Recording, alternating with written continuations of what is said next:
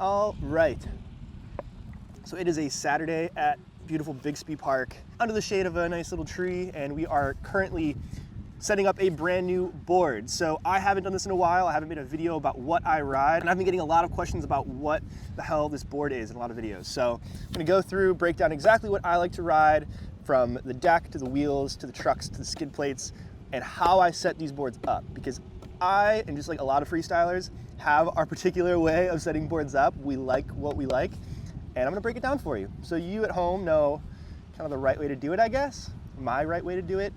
There's no such thing as the right way. Got a Waltz freestyle deck. This is a Waltz whale tail. The whale tail graphic on the Huntington single kick shape from Waltz. Waltz, if you don't know, is a freestyle skateboard company owned by myself and Daniel Trujillo. So everything I say about Waltz you can take with a grain of salt, because it is a little biased. I'm a little biased because I love the company that we started. This itself is a single kick. It's got a flat nose with concave and a little bit of spoon on the nose, so it kicks up a tiny, tiny bit. It's got a nice mellow tail. These are the crowbar cuts, some people call them, or rail cuts in the sides of the board. Kind of a throwback, callback to the old Hasse Lindgren Schmidt stick shape. But yeah, freestyle board. It's one that I like to ride, and yeah, it's just nice. I'm gonna go ahead and grip it. I am using bullet grip tape. Nothing too fancy. I don't really do a lot of grip cuts. Sometimes I'll write stuff on my grip tape or draw stuff. Like my last board that I had, I drew a bunch of stuff on, but for the most part, I get sick of looking down at stuff when I have it written on my board or cut on my board or drawn on my board. For the most part, pretty simple. Lay it down. I like to rub out the air bubbles like you just saw me doing. Go through with my tool. Go ahead and scrape the outline of the board down. Take a razor blade.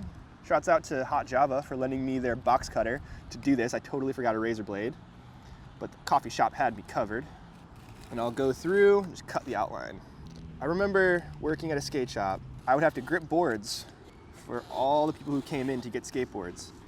And if you don't know, gripping a skateboard for someone else when they've spent all their allowance on that board is a stressful moment. Because if you mess it up, man, they get bummed. This worked out better than I expected.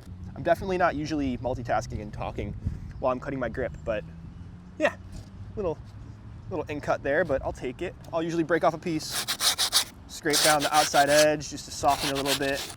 And then I'll usually take that same piece of grip tape, now that it's kind of softer in the middle, very gently shave away a little bit, not a lot, just a little bit of the grip tape in the middle of the board. Now, this is the section of the board that my foot is pivoting on a lot of times when I'm doing walk the dogs or a lot of footwork stuff. From here, I will apply some other grip. So whenever you order a complete board from Waltz now, you will be getting a little 5-inch strip of clear grip tape that you can put anywhere on your board. There's no rules, but we don't put it on for you. What I suggest is peeling it off above the trucks. I totally messed that up. When I'm skating, when I'm doing like Casper tricks and stuff like that, it's super helpful to have a little bit of extra grip on the nose and tail. During Caspers, your foot is right on the nose. You need to have it grip right there, especially if you're doing like Casper flips or, you know, Casper varial flip to Casper or whatever. I really enjoy having that little bit of grip tape, and now with this clear grip, you can still see your graphic. Go in, cut this out. I don't know, do whatever you want with it. It doesn't have to be how I do it, where it's just all the way across, but I like to have the grip from the tip of my nose up to like maybe an inch away from the bolts. That's just me. So now that I've got the grip tape on there, I'm gonna toss on my trucks. I have been skating Ace 11s. I like what fits my boards.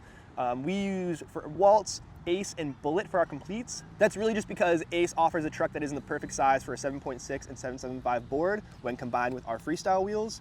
And Bullet also does the same thing for when we have our 7.5 and 7.4 inch boards. For freestyle, I like to ride a smaller truck than my deck. So the Ace 11s, these trucks here, are actually 7.25 inches wide. Now this board here is 7.6 inches wide. So with fresh Waltz wheels, with maybe a washer or two behind each wheel, these wheels stick out about 1/8 of an inch on either side, which is enough to make these trucks fit with this deck.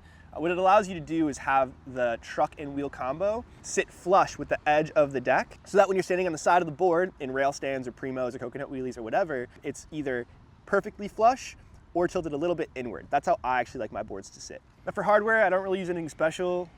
These I think are just generic hardware that I found somewhere. One thing I will mention is that I ride risers. So I ride an 1/8 inch riser on my single kick boards when I ride single kicks.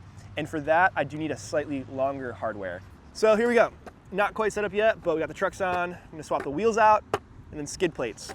I really love Waltz Freestyle wheels. Again, I'm a little biased. These are offset wheels, so like I said, the bearings usually sit in the center of the wheel for a street wheel.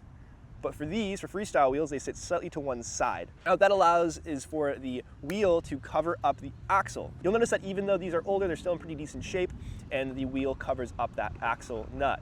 So when I'm in rail stands or primos or coconut wheelies, I'm not grinding on the end of my axle. I'm actually just wearing the edge of the wheel. Now beyond protection, that also provides a level of stability when you're on the side of the board. So if you've ever tried a rail stand or whatever on your street board, chances are you weren't very comfortable, you weren't very stable, you were rocking all over the place. Put on some freestyle wheels, and they come in a bunch of different shapes. This is just our shape. You'll notice that suddenly standing on the side of your board is much easier, much more stable, and it's not as scary. I like that. I like to set them up with 2 washers behind the wheel and no washer in front. So I'll crank these down so that there's a little bit of play, like a tiny, tiny bit. We're good. Skid plates are probably the most identifiable part of a freestyle board, right? Besides the deck itself. Skid plates are these plastic things that go on the nose and tail. They're like one of the first things I recommend people put on their boards to make them more suitable for freestyle. Freestyle tricks a lot of times require you to skid your tail, whether it's walk the dogs or spacewalks or footwork of all kinds. Not to mention when you're doing ollie tricks or whatever kind of tricks you do where you pop your tail. Now, if you do a lot of those tricks and then you try to do pogos or 50-50s, truck stands, things like that, you will chip your nose and tail. It's just guaranteed. You're gonna get razor tail and you're gonna chip the heck out of your nose and tail. But if you have skid plates, these things, they're gonna protect you from razor tail. They're gonna prevent your board from getting worn out in the nose and tail, and you won't chip it as easily when you're doing pogos. Now, we did a whole video a little while ago about how to install skid plates. So if you wanna know more about these, you can actually watch that video. I don't want to get too caught up in the details here. Off in the distance, there's a birthday party happening, and there are kids skating on a concrete pad that's like 8 feet by 8 feet, and they're all trying toe side rail stands. Yeah, that's pretty cool.